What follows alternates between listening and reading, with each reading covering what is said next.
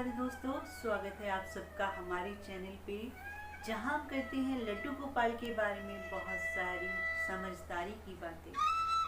दर्शन कीजिए प्यारे प्यारे बच्चों के और दर्शन के लाभ उठाइए। ऐसा बहुत सारे लोगों के साथ होता है जो सोचते हैं कि हमने तो कभी किसी का कुछ नहीं बिगाड़ा, लेकिन लोग जब हमारे से बिहेव करते हैं तो बहुत गलत करते हैं। जितने वो गलत काम करते हैं, हमारे साथ लड़ते हैं, कुछ भी बोलते हैं, हम तो पलट के जवाब भी नहीं देते, लेकिन वो हमें इंसान भी नहीं समझते हैं। इतने भी लोग कलेश करते हैं, लोगों को तकलीफ देते हैं, वो सब लोग खुश हैं, उनको अपने कर्म भी नहीं काटने पड़ रहे। ये हम लोगों की सबकी धारणा है। हम सब लोग सोचते हैं कि फला आदमी तो बहुत बुरा है, उसका तो स्वभाव बहुत बुरा है, वो इंसान को इंसान नहीं समझता, लेकिन वो खुश है। तो ये सिर्फ हम सोचते हैं। दरबार ऐसा है जहाँ इंसाफ होता है, जहाँ सबको सबके कर्मों का फल मिलता है। अगर वो आज गलत कर्म करके भी खुश है ना, तो उसने कुछ अच्छा किया ही होगा। ऐसा कभी नहीं होता कि कोई गलत करता रहेगा और उसका इंसाफ नहीं किया जाएगा। जब ईश्वर की लाठी पड़ती है तो अच्छों को समझ आ जाता है। ऐसे ही कहानी आज मैं आपको बता रही हूँ कि कैसे ईश्वर किसी के साथ भी गलत नहीं होने देते। ईश्वर ने कहा है, वासुदेवाय कुटुंब, सारा परिवार ईश्वर का है, और यहाँ पर अगर आप किसी से गलत व्यवहार करेंगे तो आपके सामने भगवान स्वयं आएंगे निर्णय करने। तो चलिए आज की कहानी बताते हैं, ताकि आपको विश्वास हो जाए कि प्रभु कभी किसी के साथ गलत नहीं करते, हमेशा सबका सम्मान करते हैं। प्रभु के लिए हम सब एक हैं। हुआ यूं, एक बार हमारे विष्णु, हमारे कृष्णा वैकुंठ धाम में जब प्रवेश कर रहे थे तो उन्होंने अपनी पादुका को नहीं उतारा। वह पादुका समेत ही अपने विश्राम गृह में चले गए और अपनी पादुकाओं को सम्मान से साइड में उतारा और विश्राम करने लगे। यह देखकर शंख और चक्र, जो हमेशा प्रभु के हाथ में विराजमान रहते हैं, वे पादुका की बेइज्जती करने लगे, उसको ताना कसने लगे। अरे तुम यहाँ क्या कर रही हो? तुम यहाँ कैसे आ गई? तुम तो भगवान के चरणों में रहती हो, तुम्हारी जगह यहाँ नहीं है अंदर, तुम्हें तो बाहर ही होना चाहिए। आज पता नहीं प्रभु तुम्हें अंदर कैसे ले आए। बहुत पादुका की बेइज्जती की, बहुत तानाकशी की, बहुत सुनाया कि तुम इस लायक नहीं कि तुम यहाँ पर आओ। प्रभु के हाथों में हम रहते हैं, तुम तो उनके चरणों में पड़ी रहती हो, तुम इस लायक नहीं हो। खूब उसका अपमान करते। जब प्रभु विश्राम करके उठते और दोबारा से अपनी पादुकाओं के पास पहुंचते और उनको पहनने लगते, तभी एहसास करते कि क्या हो गया है। पादुकाएं थोड़ी उदास हैं, थोड़ी परेशान हैं। प्रभु समझ गए कि कुछ ना कुछ तो जरूर हुआ है।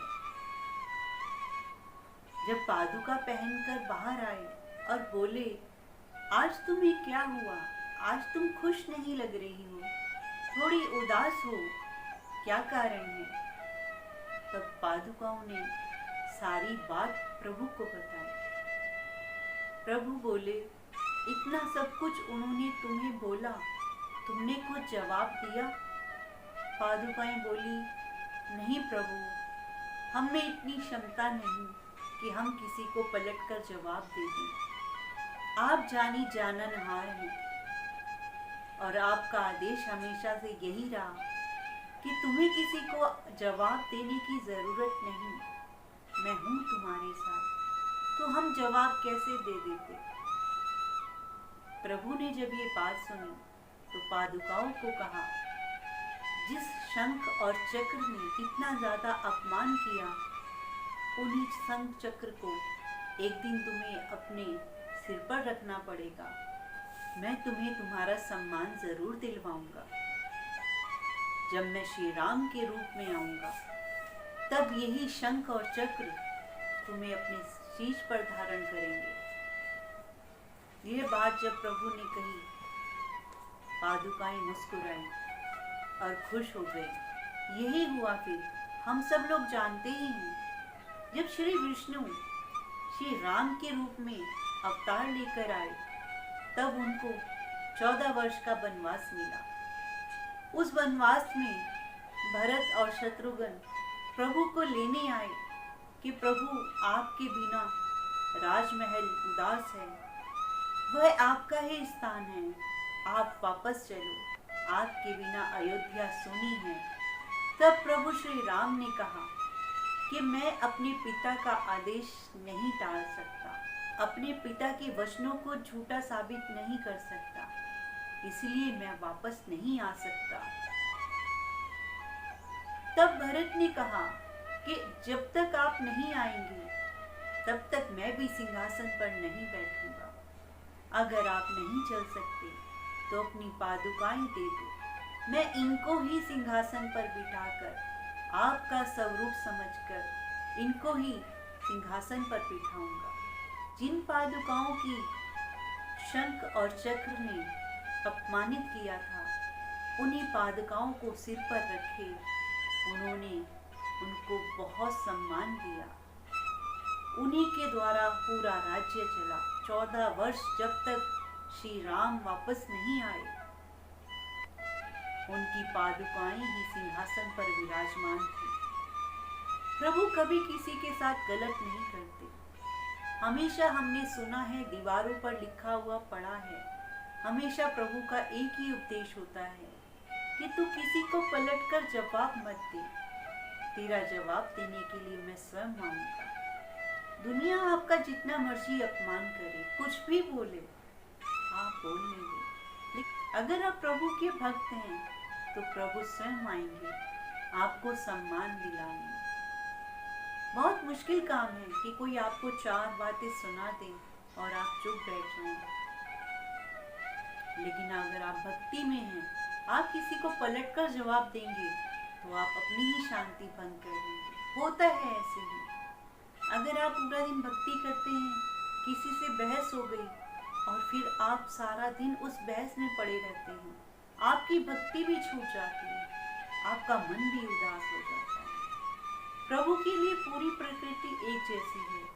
प्रभु कभी नहीं चाहते कि हम यहाँ पर एक दूसरे का अपमान करें। बहुत घमंड करते हैं, 1 मिनट भी नहीं सोचते कि हम किसी को क्या बोल रहे हैं, कितनी तकलीफ दे रहे हैं अपनी बातों से। किसी को खुश करने नहीं जाएंगे, लेकिन अगर हमारी बात से किसी को तकलीफ होती है तो हम उस काम को बहुत जल्दी करेंगे। तो इसलिए प्रभु के भक्त बनकर रहिए, सम्मान करिए लोगों का। सम्मान करेंगे, सम्मान जरूर मिलेगा। तो प्रभु की भक्ति में रहिए, प्रभु से प्रेम कीजिए, इंसानियत रखिए, सम्मान कीजिए एक दूसरे का। प्रभु को घर लेकर आइए, प्रभु की सेवा में रहिए और हमेशा अच्छे काम करिए। विश्वास रखिए प्रभु पर।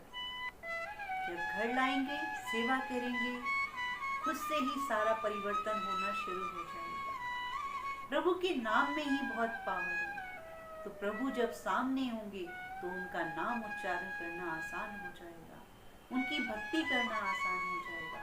क्योंकि जब प्रभु की भक्ति करोगे तो सारे कार्य आके प्रभु खुद संभालेंगे, आपकी निराशा को भी आशा में बदल देंगे।